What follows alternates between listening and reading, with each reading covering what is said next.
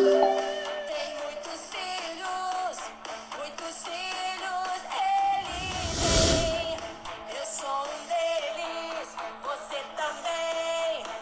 Louvemos ao Senhor. Bora lá! Uhul! Ai, Abraão tem Muitos muitos filhos ele tem. Eu sou um deles, você também. Louvemos ao Senhor. Vamos lá, minha irmã Alessandra, vamos louvar o Senhor. Chegou a sua vez. Uhul! Ai, Abraão tem muitos filhos. E eu sou filho de Abraão. Vamos lá! Uhul! Só vale se levantar, mão direita, mão esquerda, perna direita, perna esquerda, balança a cabeça e dá um pulinho, faz uhul! Só vale assim, hein, gente? Olha, você deve estar pensando assim que a gente abriu assim, a salinha infantil para entrar no Salmo 67, mas não foi não. É porque eu tinha que lembrar dessa música, né? Afinal de contas, eu sou filha de Abraão. Alessandra, a gente é filha de Abraão, mas por que a gente é filha de Abraão mesmo, hein? Explique pra gente. Uhul! Vamos lá, vamos entrar nessa aí. O pai Abraão tem muitos filhos. Nossa, quantos filhos ele tem? Eu ficava pensando assim, como que ele vai dar roupa, comida para tanta criança assim? Ah, esse louvor era um momento assim festivo da criançada, né? Da infância. Pois é, o Abraão, ele acha que ele foi o primeiro crente, o primeiro judeu. Quem foi Abraão, então? Eu sabia que tu ia tirar onda com a minha cara. Seja bem-vindo, gente, ao Salmo 67. Nesse salmo nós vamos pensar em Abraão. Aí você vai pensar assim, meu Deus, o que ela viu Abraão aqui? Né? Se você já leu o Salmo 67, eu espero que você já tenha lido. Mas nós vamos falar sobre Abraão. Então, com seu coração aberto nesse momento, se você não estiver com sua Bíblia aberta, mas que seu coração esteja aberto, porque esse salmo simplesmente é sensacional. Eu sei que eu sempre falo isso, mas esse é. E ele começa em Abraão. Bora lá? Agora nós podemos ir. Partiu! Após esse período de euforia e agitação, e a exaltação, né, do entendimento que Abraão é um pai, nós podemos entrar no Salmo 67. Logo no início você vai ver as descrições. Um salmo direcionado ao regente do canto, o responsável, e aos instrumentos de corda. Todas as vezes que eu ouço essas descrições, que eu leio essas descrições, meu coração se alegra muito em saber que Deus usou Davi e outros homens para que inserisse a adoração ao Senhor com cânticos. Porque quando nós lemos lá em Apocalipse, logo no capítulo 4, nós vemos como é a dinâmica do céu e lá tudo para adoração através de música. Então música precisa fazer parte dos nossos dias. A música é um momento importantíssimo na adoração congregacional, na igreja. A música é forte e poderosa nas batalhas. A adoração ao Senhor precisa estar nos nossos lábios, os altos louvores a Deus. Então é muito precioso as canções. E essa música é preciosa porque ela nos leva até o início de tudo. E por que a gente começou em Abraão e por que ele é chamado de pai? Se você abrir sua Bíblia em Gênesis 12, você vai ver a promessa que foi feita sobre a vida de Abraão. Deus chamou Abraão assim como chamou todos nós, e de Abraão Deus falou para ele: de ti serão benditas todas as famílias da terra. E aí eu pergunto para você, como que alguém naquele tempo, como dele poderia abençoar todas as famílias da terra? E Deus falou para ele que a geração dele seria incontável, que não teria como mensurar, como a areia e como as estrelas, não tem como contar. E como seria isso? Então, de fato, Abraão, como a Alessandra brincou, ele foi o primeiro crente. Ele ouviu a voz de Deus, ele creu em Deus. Ser crente é crer em Deus. Ele também é o primeiro judeu, ele é o primeiro. Foi dele que veio toda a linhagem do povo de Israel. Ele é tão forte que as 3 religiões têm ele como pai. Abraão ouviu a voz do Senhor, seguiu uma jornada, Deus prometeu para ele que daria um filho, nós conhecemos a história, se você não conhece, eu vou te dizer, Deus prometeu para ele que daria para ele um filho, e ele já tinha 100 anos, a mulher dele tinha 100 anos, e de fato Deus deu para ele um filho, e o nome do filho dele foi Isaac, e Isaac teve Jacó e Esaú, de Jacó teve 12 filhos, dos 12 filhos foram 12 tribos, e das 12 tribos é a nação que nós conhecemos como Israel. Mas como que ele abençoou todas as famílias da terra? Como que isso iria acontecer? Então, quando você abre a sua Bíblia no Salmo 67, logo no início, nas descrições, você vai ver um texto muito conhecido, que é a bênção sacerdotal. Eu contei aí um resumão da vida de Abraão, e agora eu preciso ir nessa bênção sacerdotal, que era uma bênção que era lida, que o sacerdote lia para o povo de Israel, que era uma bênção que deveria ser proferida sempre, e ela está descrita em Números, no capítulo 6, do verso 24 ao verso 26, que diz assim: que o Senhor te abençoe e te guarde, que o Senhor faça resplandecer o seu rosto sobre ti e te conceda graça, que o Senhor volte para ti o rosto e te dê paz. Se você olhou no Salmo 67, logo nos primeiros versículos, você deve ter observado que existe uma semelhança entre os versículos, porque de fato é a bênção sacerdotal. Quem escreveu este salmo era um conhecedor da palavra. E ele diz assim logo no início: que Deus seja misericordioso e nos abençoe, que a luz do seu rosto brilhe sobre nós, que os caminhos sejam conhecidos em toda a terra e a tua salvação entre as nações de toda parte. Esses 2 primeiros versículos existe uma conexão clara de uma bênção que é dada a alguém, e pela bênção dada a essa pessoa, outras pessoas são abençoadas, que no caso são as nações. Que bênção seria essa? A bênção ao povo de Israel, onde todas as nações da terra seriam alcançadas com aquilo que eles tinham. E se nós lembrarmos lá de Abraão, em ti serão benditas todas as famílias da terra. Por que Abraão é o pai? De Abraão, irmãos, veio Jesus. E aí nós temos que ir lá para 1 Pedro, no capítulo 3, no versículo 18. E nós vamos entender o que Jesus fez. Que diz assim: com efeito também Cristo morreu uma vez pelos pecados, o justo pelos injustos, a fim de nos conduzir a Deus. Jesus morreu para nos conduzir a Deus. Jesus é a bênção que nós tanto precisávamos. Jesus é a bênção que veio do povo judeu, que alcançou todas as nações da terra. Através deles, todos nós fomos abençoados. Jesus foi essa pessoa. Jesus é a maior bênção que alguém pode receber.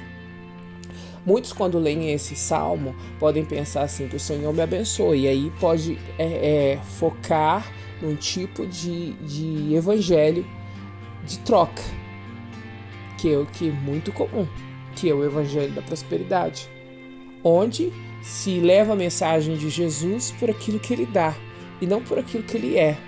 E se nós observarmos aí que está descrito em 1 Pedro 3,18, diz que Jesus veio aqui para nos ligar novamente ao Pai. Essa é a maior bênção que nós temos. Mas por que as pessoas colocam o evangelho como uma troca? Por que elas fazem isso? Coração. Um coração conduzido por um desejo. Por um desejo de se dar bem aqui. Se você observar esse salmo todinho, esse salmo 67, tão pequeno, todinho ele vai dizer assim: o Senhor vai te abençoar, ele vai dar algo para você e você vai retribuir. Nunca é para reter, nunca é para o meu prazer ou para o meu envaidecimento. Enquanto nós vemos, por exemplo, Paulo, quando ele pregava o evangelho, em nenhum momento ele falou que o evangelho era uma troca. Em nenhum momento. Porque a vida dele testemunhou o poder do evangelho e não o benefício do evangelho. Então o Salmo 67 chega para nós como um memorial de uma conexão com Abraão, de uma conexão com Jesus, de uma conexão com a bênção sacerdotal, que o Senhor faz resplandecer o seu rosto sobre ti e te conceda graça. Quem fez isso na nossa vida senão Jesus? Quem é a graça da nossa vida? Quem é aquele que modifica nosso ser senão Jesus? Então precisamos olhar para esse salmo, para esse evangelho e ver as bênçãos de Deus a partir da ótica desse salmo. As bênçãos que Deus nos concede nunca é para reter para mim, para ficar guardado para mim, para que eu curta a minha vida, né? Para que eu desfrute da minha vida. Claro que o Senhor nos dá muitas bênçãos maravilhosas, mas tudo que o Senhor nos dá, toda bênção que o Senhor nos dá, ela tem esse perfil que é abençoar as pessoas com aquilo que o Senhor nos concede. Esse salmo é um salmo missionário, onde mostra que Deus nos chamou, Deus nos abençoou para que nós abençoássemos as pessoas. Deus falou para Abraão: "Sê tu uma bênção." E Abraão foi. Ele é o pai da fé. Foi dele, a partir dele, que as pessoas passaram a se relacionar com Deus. É tão maravilhoso que ninguém ensinou para Abraão. E ele ouviu a voz de Deus. Ele saiu da casa dele, ele saiu da parentela dele. Ele foi para uma terra que ele nem sabia que terra era. É como se ele tivesse dado tiros no escuro. Mas ele ouviu a voz de Deus e ele atendeu, e ele foi conduzido por aquele caminho, por aquela verdade. E esse salmo nos ensina a isso, ser abençoado. A maior bênção que nós recebemos foi o evangelho, não o evangelho da troca, não o evangelho da prosperidade, mas o evangelho que nos deu salvação, e nós queremos retribuir isso, e é natural do nosso coração retribuir isso dando às pessoas, levando às pessoas a salvação. Então tudo que eu tenho deve demonstrar isso, toda a minha vida. O evangelho precisa fazer parte da nossa vida e ser a nossa vida, não com uma troca, não com um item. Por exemplo, eu vou dar o meu dízimo e o Senhor vai me devolver 100 vezes mais. Então a gente vai fazer essa troca, essa negociação. Não, o dízimo é do Senhor. Nós só devolvemos a Ele. Então eu vou dar essa oferta aqui e o Senhor vai fazer assim comigo. Eu vou dar essa oferta porque o Senhor está impulsionando no meu coração para abençoar a sua obra. O Senhor nos chamou para isso. Então é importantíssimo que essa compreensão venha sobre as nossas vidas, que o Senhor vai nos abençoar, mas toda bênção que o Senhor nos der, ela tem uma causa. E o versículo 1 e o versículo 2 estão intimamente ligados ao versículo 5 e o versículo 7, porque eles são a mesma coisa. Não que eles estejam iguais, mas o sentido. No versículo diz assim, que os povos te louvem, ó Deus, sim, que todos os povos te louvem. No versículo 7, sim, Deus nos abençoará e todos os habitantes da terra o temerão. De mim, as pessoas vão ver isso. E Jesus disse isso, que o mundo iria nos conhecer pelo amor. E quando nós retribuímos o que temos, o que o Senhor nos dá, é amor. E as pessoas que são alcançadas por esse amor, elas veem Jesus, elas veem a graça de Deus. Então esse salmo é um salmo que mostra o evangelho. Esse salmo é um salmo que mostra o resultado do evangelho na nossa vida, que é tão precioso, que é tão maravilhoso, e que transforma e que conduz os nossos caminhos. A teologia da prosperidade diz que Deus vai fazer você ficar rico e que os outros vão querer isso. Mas na verdade o salmista diz aqui é que os recursos que nós recebemos é para ajudar os habitantes da terra, é para que as missões aconteçam, é para que meu coração se incline a contribuir e ajudar as pessoas.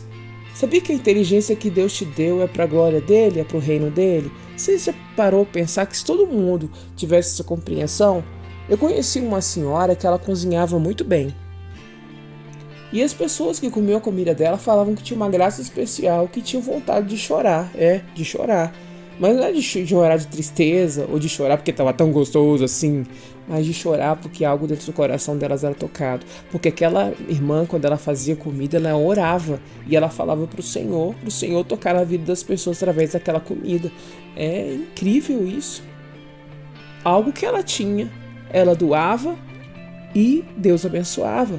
Também ouvi de uma pintora que ela pintava as suas obras. E um dia alguém comprou uma das suas obras e deu a outra pessoa. E essa outra pessoa foi tocada ao olhar a obra, a obra não tinha desenhos de Jesus ou algo do tipo, mas ao olhar aquela obra, aquele quadro, ela foi tocada pelo Espírito de Deus. E ela foi e ligou: o que tem nesse seu quadro aqui? Porque meu coração tá quebrantado. Eu quero falar com essa pessoa que pintou esse quadro. E essa pessoa se converteu. O nome disso é o Evangelho. O nome disso é dar a bênção que o Senhor nos deu.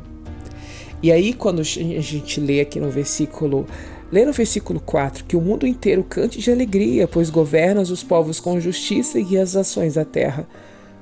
Esse texto aqui você pode colocar aí, se você estiver escrevendo na sua Bíblia, escreva aí, reino. Esse texto aí fala do reino. O reino de Deus é um lugar que a gente tem alegria? Sim. O reino de Deus é um lugar que a gente canta? Sim. O reino de Deus é um lugar que existe o governo de Deus? Sim. E como esse governo? Um governo de justiça. É o reino de Deus. A bênção que veio através da nação de Israel, que veio através de Abraão, que se cumpriu através da vida de Jesus, que alcançou todas as famílias da terra, é essa graça, é essa abertura, porque o Evangelho é a chegada de um novo reino, de um novo governo, e a chegada desse novo governo para todas as nações, para que todos conheçam. E aqui fala que todos os povos te louvem, inclusive nós somos o povo que louva, nós somos o povo que foi incluído na família de Jesus. Nós somos o povo que celebra, que lê esse texto aqui e que tende a nossa responsabilidade. Olha no versículo 2, a tua salvação entre as nações de toda parte. Nós somos responsáveis de levar a bênção da salvação. Nós precisamos parar de focar só no nosso umbigo, só no nosso conforto e de olhar a necessidades da pessoa que está do nosso lado, de ser um abençoador da vida dos outros, de levantar as nossas mãos, de proclamar bênção e vida, graça para a nossa nação, aos nossos vizinhos, às pessoas que precisam de nós, às crianças que vivem perto de nós. Essa é a nossa responsabilidade, levantar, olhar no espelho e falar assim: Senhor, me dê ousadia para viver de fato esse Salmo 27, ser um abençoador. Toda a bênção que o Senhor me deu, toda a boa dádiva que o Senhor me deu, ser empregada para o teu reino. Se o Senhor me deu um pouco de recursos ou muito recurso, não importa a quantidade, mas ser alguém generoso, alguém que entende que tudo que o Senhor nos deu é para ser repartido com os outros e não para reter para mim. Quando isso acontecer, o mundo saberá, todos saberão que Jesus Cristo é o Senhor, o Salvador que o Pai nos enviou. Que o Senhor nos abençoe. Você está ouvindo essa música e a minha oração é que o Senhor te abençoe. A minha oração é que o Senhor abençoe sua casa. A minha oração é que o Senhor abençoe sua família, os seus vizinhos, mas que o Senhor te use também como um abençoador. Que o Senhor faça resplandecer o rosto dele sobre a sua vida. Sabe o que é isso? As pessoas olharem para você e falar assim: o que tem diferente em você, hein? Nossa, não é sua beleza, não é que tem algo com você que reluz. E você poder sorrir e dizer: é a graça de Deus.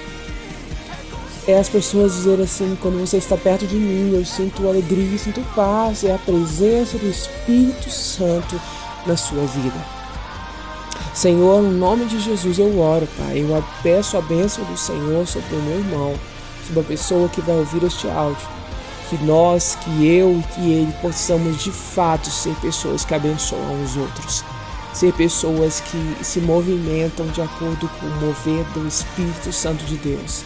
pessoas que são generosas, pessoas que não ficam retendo para si, com ganância, com usura, mas pessoas que doam, pessoas que repartem, pessoas que são fiéis em seus dízimos, em suas ofertas, para que o reino de Deus possa progredir, para que o reino de Deus possa expandir, para que a casa do Senhor não falte mantimento, pessoas que ajudam o próximo, pessoas que são misericordiosas. No nome de Jesus, que o fruto do Espírito Santo possa existir em nossa vida e em nossas ações, e a graça do Senhor seja revelada em nossas vidas.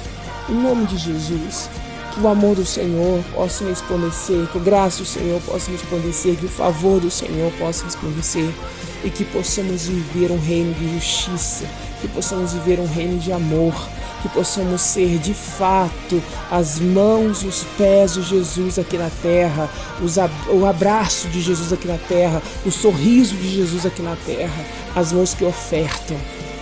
No nome de Jesus, esta é a minha oração. Amém.